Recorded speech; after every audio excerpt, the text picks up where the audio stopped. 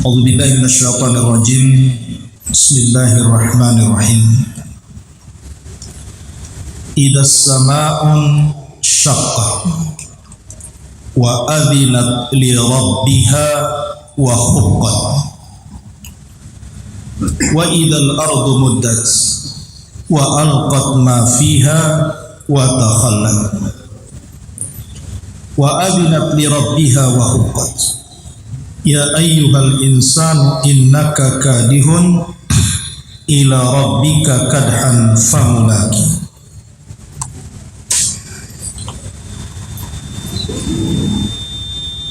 Di sini Allah Subhanahu wa taala menjelaskan dalam surah Al-Insyiqaq ini kondisi tentang kehancuran alam semesta. Tetapi sebuah keajaiban Al-Quran adalah satu surat dengan surat-surat yang lainnya itu terkadang saling melengkapi. Kita tahu bahwa suratul Insyiqaq ini, kalau urutannya dari awal, maksudnya dari Al-Fatihah, Al-Baqarah terus sampai Qul a'udzu birabbin nas, maka suratul Insyiqaq ini jatuh setelah surah Al-Infitar yang maknanya juga langit terbelah. Kemudian sebelumnya surah Infitar ini ada surah At-Takwir. Kemudian sebelumnya ada surah An-Naba. Jadi surah-surah tersebut bicara tentang kiamat. Dalam surah At-Takwir, Allah Subhanahu wa taala menjelaskan tentang setiap manusia itu punya catatan. Setiap manusia ada catatannya sendiri-sendiri. Dan dalam surah Al-Infitar menjelaskan tentang letak catatan di mana. Orang-orang yang beriman letak catatannya di tempat yang paling tinggi yang disebut dengan Illiyun, dan orang-orang jahat diletakkan catatannya di tempat yang paling rendah disebut dengan Sijjin. Tapi dalam surah Insyiqaq yang kita akan bahas di sini adalah tempat pengambilan catatan itu. Ada yang mengambil catatannya dengan tangan kanannya, dan ada yang mengambil catatan dengan tangan kiri. Baik, kita mulai dari awal. Allah Subhanahu wa taala berfirman, "Idzas samaa'un syaqqat", apabila langit terbelah. Wa adzinat li rabbiha wa huqqat, dan terbelahnya langit itu karena patuh kepada Rabb-nya, dan sudah semestinya langit itu patuh. Dari sini bahwa tidaklah langit terbelah kecuali karena perintah Allah Subhanahu wa taala. Di zaman Nabi Nuh alaihi salatu wassalam, langit pernah terbelah karena Nuh alaihi salatu wassalam berdoa kepada Allah untuk kehancuran kaumnya. Karena kaumnya tidak ada satupun yang beriman, bahkan mereka kemudian membantah dan mendustakan Nuh. Dari situ Nuh alaihi salatu wassalam berdoa sehingga doanya dikabulkan. Allah berfirman di dalam Al-Quran, wa fattahna as-sama, dan kami bukakan langit. Wa fattahna abwabas sama bima'in munhamir wa fajjarnal arda uyunan wal taqal ma ala amrin qad qudi. Kami belah langit, kami buka pintu-pintu langit, kemudian kami hujani bumi sederas-deras. Kemudian setelah itu kami retakkan bumi dan kami keluarkan sumber-sumber airnya. Kemudian kami pertemukan dua air, langit dan bumi, atas takdir yang sudah ditetapkan kepada kaumnya Nabi Nuh.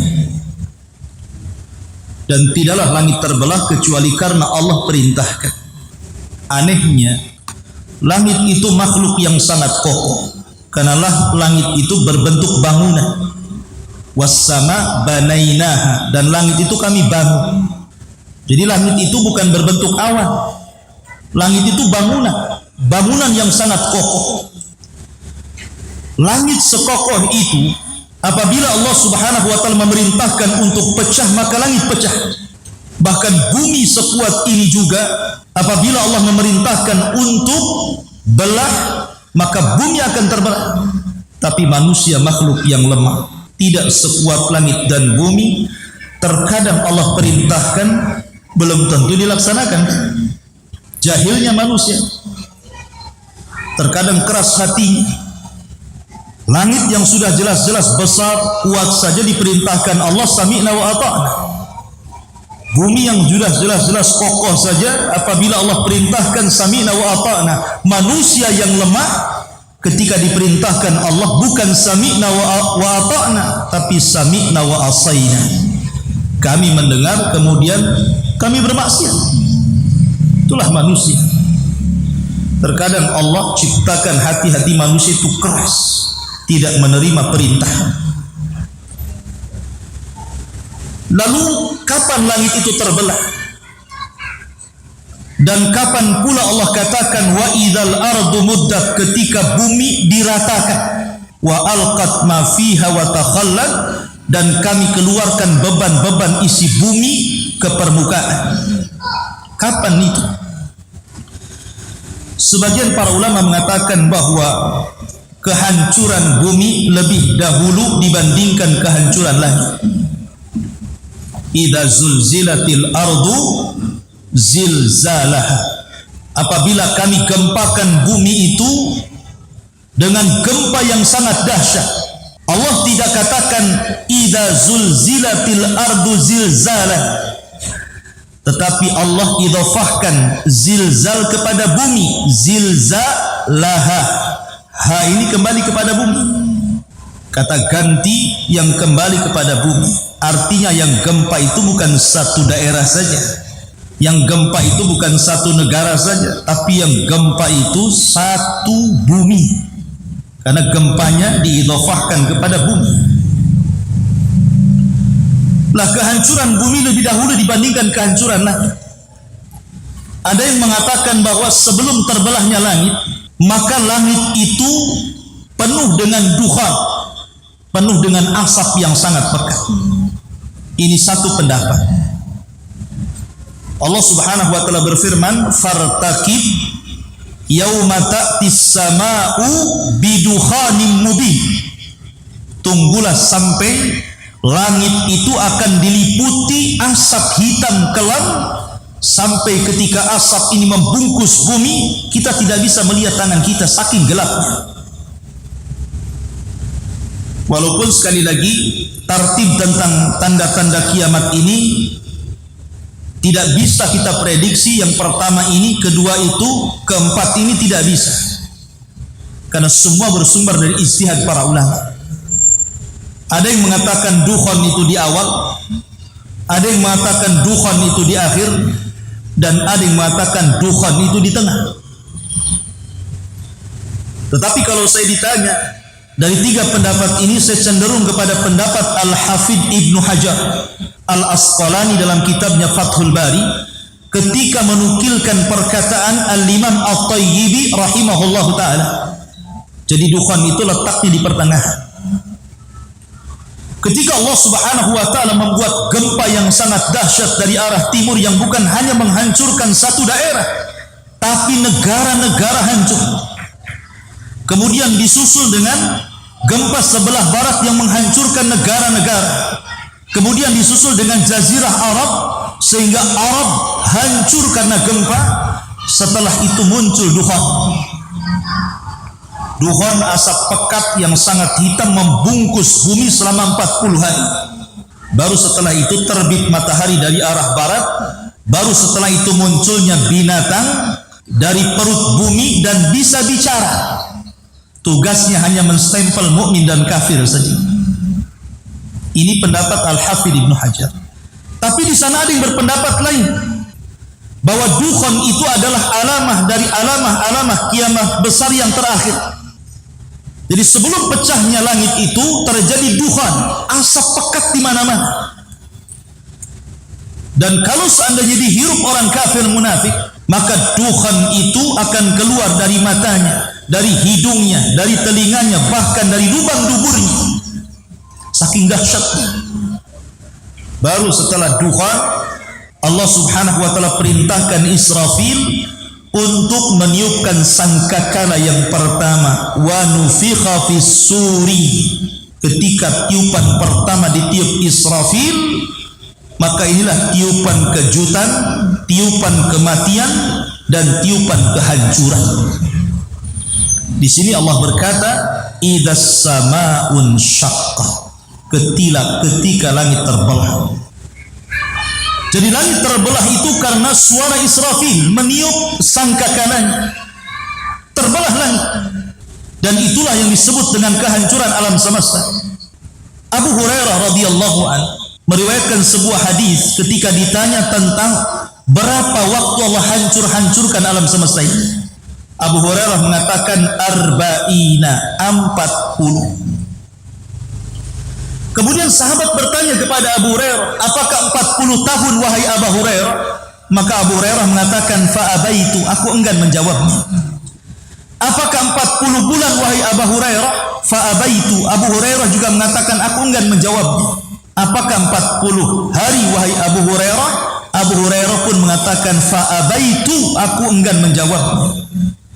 Aku hanya mendengar kalimat 40 dari Nabi SAW. Bisa 40 tahun, bisa 40 bulan, bisa 40 hari. Itulah jarak dari tiupan pertama ke tiupan yang kedua. Disinilah Allah hancurkan alam semesta. Allah hancurkan bumi sehancur-hancurnya. Allah jatuhkan bintang sejatuh-jatuhnya. Allah luapkan air lautan seluap-luapnya. Dan Allah pecah kemudian langit. Ketika itu tidak ada makhluk yang hidup. Kullu man 'alaiha fan wa yabqa wajhu rabbika dzil jalali wal ikram. Semua mati. Manusia mati, jin mati, malaikat mati, kecuali makhluk yang Allah kecualikan. Disitulah Allah Subhanahu wa taala berfirman, Ana al-maliku. Sayalah adalah raja satu-satunya. Aina mulukud dunia? Mana raja-raja dunia itu? Ana al-malik. Aina al-jabbarun? Aina al-mutakabbirun? Saya raja. Mana orang-orang yang congkak itu? Mana orang-orang yang sombong itu? Tidak ada yang jawab. Karena semua mati. Maka Allah jawab sendiri kata-katanya dan mengatakan, Anal wahidul qahhar. Sayalah zat satu-satunya dan saya bisa untuk mengadab siapapun. Disinilah makna daripada Maliki Yaumiddin. Kita sering membaca surah Al-Fatihah.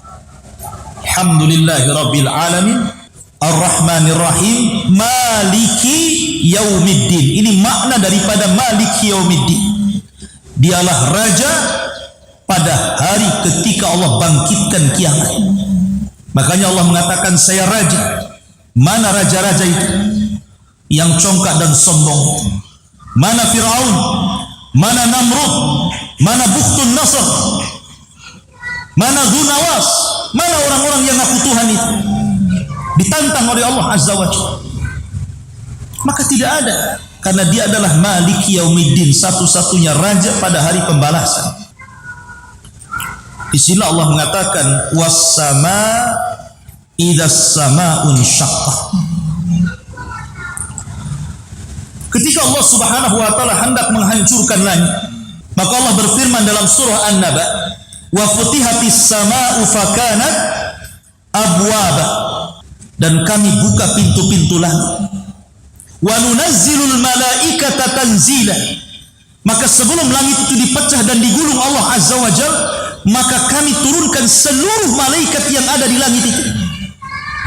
Padahal isi malaikat yang ada di langit itu dalam hadis Mi'raj, ketika Rasul Isra dan Mi'raj, Rasul ditampakkan bagaimana banyaknya tentara Allah dari kalangan malaikat di langit itu. Tidaklah 4 jari kecuali ada malaikat berdiri bertasbih sampai kiamat. Ada yang malaikat ruku sampai kiamat bertasbih. Ada yang malaikat sujud sampai kiamat bertasbih. Saking banyaknya. Makanya Allah mengatakan wa ma ya'lamu junuda rabbika illahu wa ma huwa illa dzikra lil bashar. Dan tidak ada yang tahu berapa jumlah tentara Allah itu kecuali Allah sendiri. Saking banyak. Lah malaikat yang banyak itu turun semua dari langit. Ketika itulah Allah mengatakan was-sama idzas sama'un syaqqat. Ketika itu langit dibelah. Bahkan dalam ayat yang lain was-samawatu matwiyatun biyamini. Maka Allah gulung langit itu seperti menggulung kertas. Seperti itu dahsyatnya kiamat. Wa adzinat li rabbiha wa huqqat. Dan sudah selayaknya langit itu patuh dengan Rabbnya, dan memang sudah selayaknya dia harus patuh. Kemudian Allah mengatakan wa idzal ardu muddat. Dan apabila Allah ratakan bumi, bumi sekarang bentuknya mukawwar. Mukawwar itu seperti bola. Itulah bentuk bumi. Ada yang mengatakan seperti telur lonjong. Jadi bentuk bumi itu ada yang mengatakan bulat seperti bola, ada yang mengatakan lonjong seperti telur. Itu bumi yang sekarang kita pijak. Tapi nanti pada hari kiamat, bumi yang bulat itu atau yang lonjong seperti telur itu Allah akan hancurkan. Idza zulzilatil ardu zilzalah. Allah hancurkan betul-betul. Bahkan Allah mengatakan al-qari'atu mal qari'ah wa ma adraka mal qari'ah yauma yakunu nasu kal farashil mabthus wa takunul jibalu kal ihnil manfush. Kau lihat gunung-gunung itu seperti kapas yang dihempas angin, berhamburan kemana-mana. Jadi gunung itu akan tercabut dari tempatnya, kemudian akan bergerak, kemudian diangkat ke langit, kemudian akan dikembalikan dan dihantamkan dengan bumi. Maka apa yang terjadi? Hancur berantakan. Begitulah Allah hancurkan gunung-gunung itu. Belum lagi Allah mengatakan wa idzal biharu fujirat. Apabila lautan itu dinyalakan, setelah itu Allah tumpahkan ke daratan. Jadi semua dihancurkan, laut ditumpahkan, gunung dihancurkan, bumi digempakan, sehingga bumi yang bulat itu hancur sehancur-hancurnya. Ketika itulah Allah bentuk kembali bumi, tapi dalam bentuk yang tidak bulat. Seperti apa bentuknya setelah itu? Wa idzal ardu muddat. Allah ratakan bumi. Sekarang bumi itu ada yang meninggi, ada yang merendah, ada bukit, ada gunung, ada lembah. Tapi nanti setelah Allah hancurkan bumi ini, tidak ada yang meninggi, tidak ada yang merendah, tidak ada gunung, tidak ada bukit, tidak ada lembah, rata semuanya, dan warnanya seperti tepung beras, putih semuanya. Allah berfirman dalam Al-Quran, yauma tubaddalul ardu ghairal ardi. Pada hari Allah ganti bumi yang kita pijak dengan bumi yang lain. Bukan berarti pemahamannya bumi ini dihilangkan, Allah ciptakan bumi yang baru, bukan.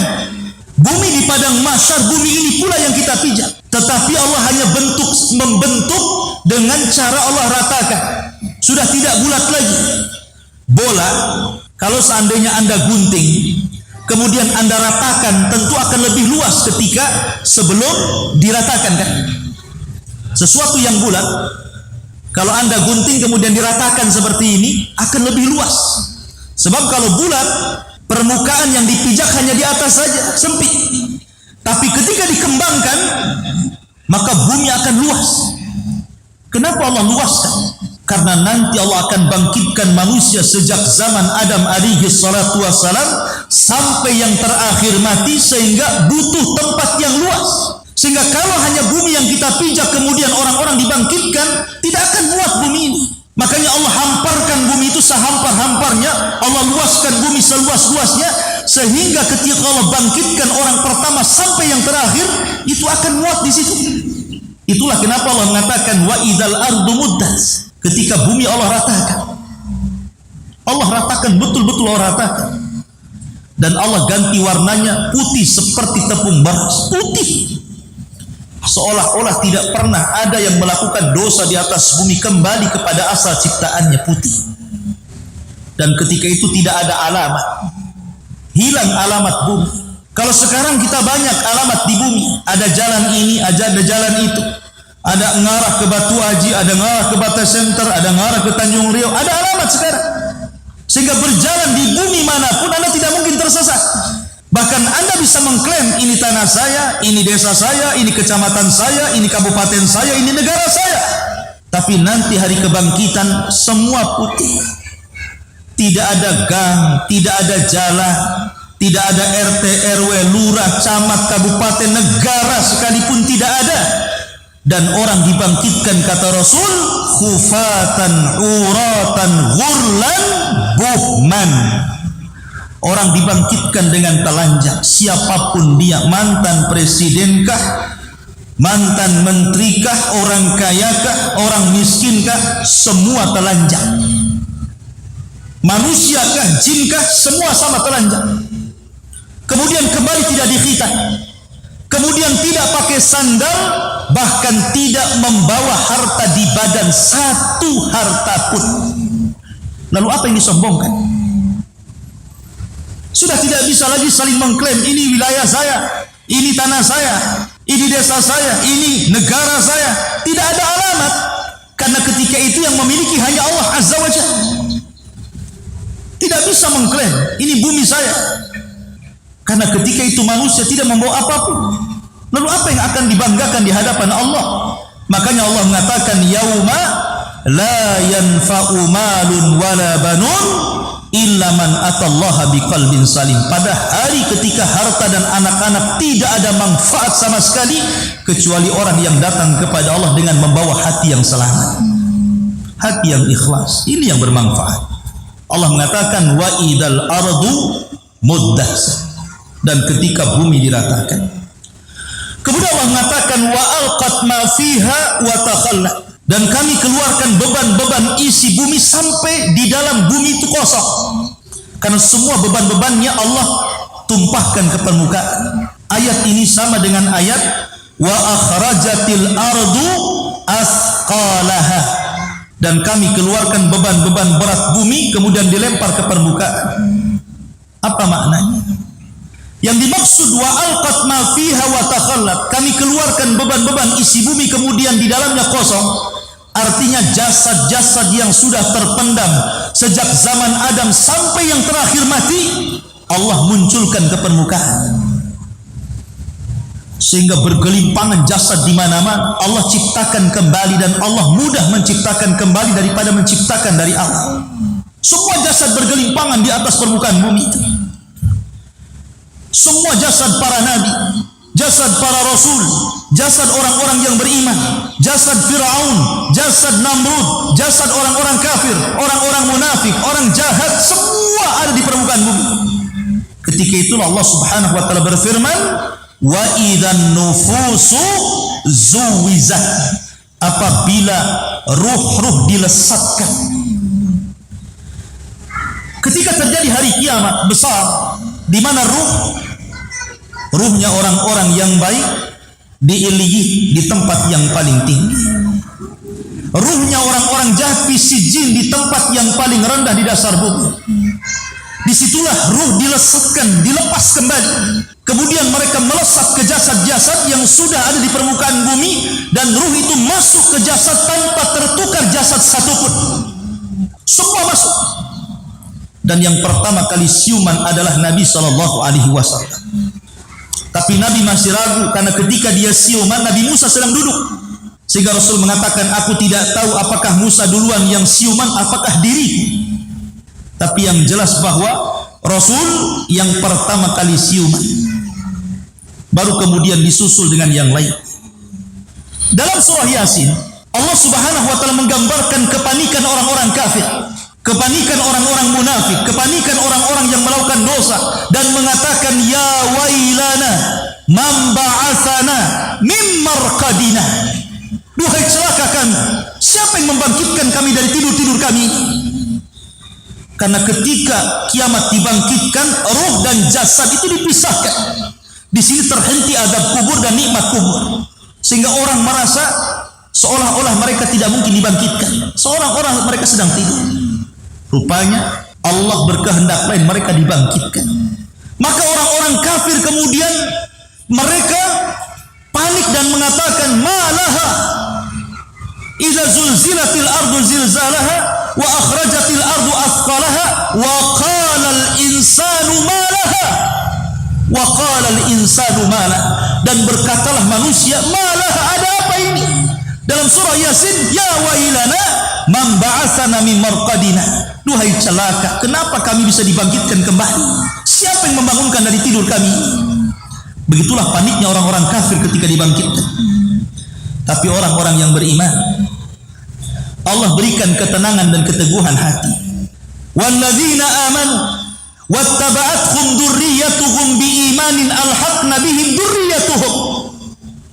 Dan orang-orang yang beriman, kata Allah, kemudian keimanannya diikuti oleh keluarganya, oleh istrinya, oleh suaminya, oleh anaknya, oleh orang tuanya, oleh saudara-saudaranya. Ketika mereka dibangkitkan, di sampingnya sudah ada istrinya, di sampingnya sudah ada bapaknya, di sampingnya sudah ada anaknya. Tenang. Sementara orang-orang kafir dipisahkan dari keluarganya. Mereka lari ke sana kemari, mencari keluarganya, panik. Seolah-olah mereka tidak tahu apa yang harus mereka lakukan. Sampai Aisyah radhiyallahu anha bertanya, ya Rasulullah, kalau pada hari itu kami para wanita dibangkitkan tanpa berpakaian, lalu aurat kami dilihat manusia, bagaimana kami menutup aurat kami ya Rasulullah? Kata Rasul, ya Aisyah, asya'nu yawma idzin 'azim. Perkara pada hari itu besar. Tidak mungkin orang sibuk memandang aurat orang lain. Memikirkan keselamatan diri saja sudah susah, apalagi memikirkan orang lain. Makanya Allah Subhanahu wa taala menggambarkan bagaimana kondisi mereka dalam surah Al-Qari'ah. Allah mengatakan, Al-Qari'atu mal qari'ah wa ma adraka mal qari'ah yauma yakunun nasu kal farashil mabthuth. Pada hari kebangkitan manusia, orang-orang kafir itu seperti farash yang mabthuth, seperti laron.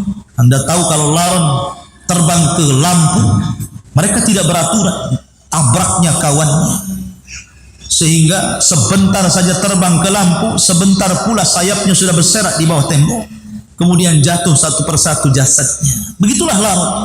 Allah gambarkan kepanikan orang-orang kafir, karena yang dibangkitkan di timur lari ke barat, yang dibangkitkan di barat lari ke timur, yang dibangkitkan dari utara lari ke selatan, yang dibangkitkan dari selatan lari ke utara, bertabrakan satu dengan yang lainnya. Tapi orang-orang yang beriman, mereka tidak lari. Ya. Karena orang yang beriman akan disatukan. Ketika orang-orang kafir mengatakan, ya wailana man ba'atsana min marqadina, duhai celaka, siapa yang membangunkan kami dari tidur kami?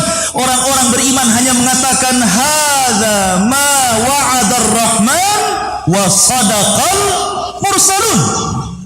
Inilah janji Ar-Rahman untuk kami dan untuk kalian. Dan benarlah ucapan para rasul. Kalian dustakan hari berbangkit, sekarang harinya kalian rasakan. Karena orang-orang kafir mengatakan, wa qala alladziina kafaru lan yub'atsu qul bala wa rabbi la tub'atsunna. Orang-orang kafir menyangka mereka tidak akan dibangkitkan. Sekali-kali tidak, wahai Muhammad, katakan kepada mereka, bahkan mereka akan dibangkitkan pada hari kiamat.